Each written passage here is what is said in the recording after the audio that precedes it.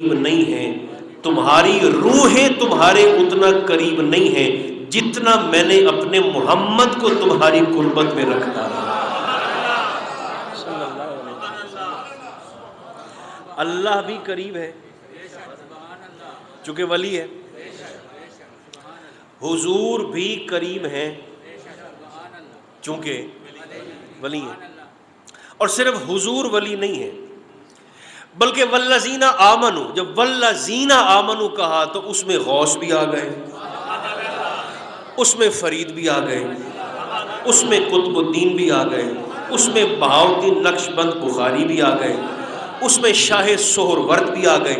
اور جب والذین آمنوا کہا تو قرآن مقدس میں یا ایھا الذین آمنوا کا خطاب جہاں جہاں آیا ہے وہاں اس ٹائٹل کے پہلے مخاطب حضور کے صحابہ ہیں۔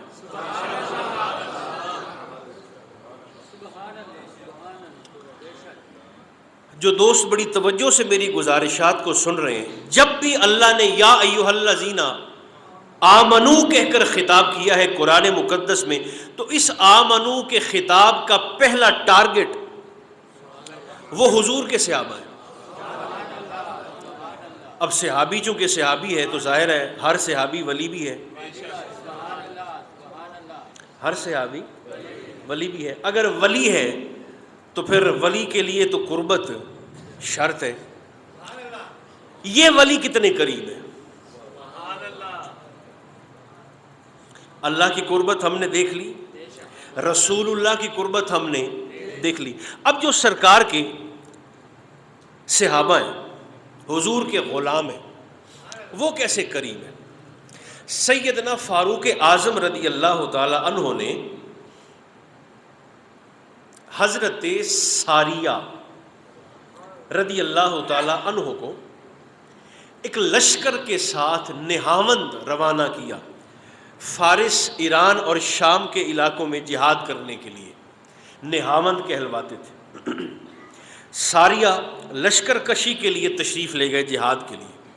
جناب فاروق اعظم رضی اللہ تعالی عنہ آپ مدینہ منورہ میں تشریف فرمائیں۔ ولی کتنا قریب ہوتا ہے؟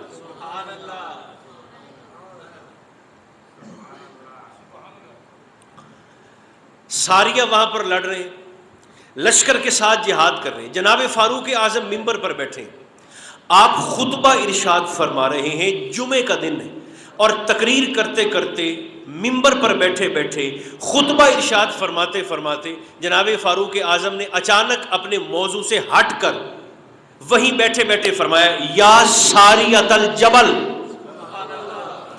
فرمایا ساریہ اپنا رخ پہاڑ کی طرف کر کے دوبارہ سے صف بندی کر کے دشمن پہ پھر سے حملہ کرو۔ تقریر کرتے کرتے، خطاب کرتے کرتے، خطبہ ارشاد فرماتے فرماتے آپ نے مدینہ میں بیٹھ کر فارس، ایران، نہاون اور شام میں لڑنے والے ساریہ سے مخاطب ہو کر فرمایا ساریہ ذرا پہاڑ کی طرف توجہ کرو۔ وہ جو سامنے سننے والے تھے ان میں صحابہ بھی تھے، ان میں تابعین بھی تھے، انہیں پتہ نہ چلا کہ آپ یہ کیا فرما رہے ہیں۔ ساریہ تو نہاون میں لڑ رہا ہے، آپ منبر پر بیٹھ کر اسے کیا فرما رہے ہیں؟ 1 مہینہ گزرا اس بات کو، وہاں سے قاصد مدینہ پاک میں آیا، اور ایک روایت میں ہے کہ جناب ساریہ فتح یابی کے بعد خود واپس مدینہ منورہ میں پہنچے، تو لوگوں نے جناب ساریہ سے مخاطب ہو کر سوال کیا کہ 1-1.5 مہینہ پہلے جناب عمر خطبہ ارشاد فرما رہے تھے اور تقریر کرتے کرتے انہوں نے آپ کو مدینہ سے بیٹھ کر مخاطب کیا، کیا آپ کو پتہ چل گیا تھا؟ اپنے جنگ اور جہاد کی کیفیت تو بتائیں۔ تو جناب ساریہ کہنے لگے ہم جنگ ہار رہے تھے، ہمیں شکست ہونے کے قریب تھی کہ اچانک مجھے چیخ کر کسی کی آواز آئی کہ ساریہ پہاڑ کی طرف توجہ کرو، اور جب میں نے آواز پر غور کیا تو مجھے پتا چلا کہ یہ تو امیر المومنین فاروق اعظم کی آواز ہے۔ اب وہ جنہیں آپ بتا رہے تھے، اچھا یہ کوئی گپ نہیں ہے، حدیث پاک ہے، یہ کوئی کہانی نہیں ہے، یہ حدیث پاک ہے، مشکاۃ شریف کے اندر، صحیح بخاری کے اندر اور بہت ساری کتابوں کے اندر۔ فرمانے لگے کہ میں نے جناب عمر کی آواز کو سنا، تو وہ جو سامنے سن رہے تھے سامعین وہ کہنے لگے عمر مدینہ میں تھے، آپ ایران میں تھے، ولی کیسے قریب ہوتا ہے؟ فاروق اعظم ممبر پر تھے اور آپ وہاں پر لڑ رہے تھے، اتنی دور سے سرکار فاروق اعظم کی آواز کو آپ نے سن لیا، آواز آپ تک پہنچ گئی تھی۔ جناب ساریہ کہنے لگے مجھے میرے اللہ کی عزت کی قسم ہے، مجھے ایسا محسوس ہوا کہ عمر میری پشت پر کھڑے ہو کر میرے کندھے پہ ہاتھ رکھ کر مجھ سے مخاطب ہو کر پہاڑ کی جانب متوجہ ہونے کا فرما رہے ہیں۔ اتنی صاف آواز میں نے عمر کی سنی، اور ہم اس آواز کو سن کر پھر پہاڑ کی طرف متوجہ ہوئے۔ میں نے لشکر کی دوبارہ صف بندی کی، وہ جو شکست ہونے لگی تھی ہم نے پلٹ کر پھر سے حملہ کیا دشمن پر، اللہ نے ہماری شکست کو فتح یابی سے تبدیل فرما دیا۔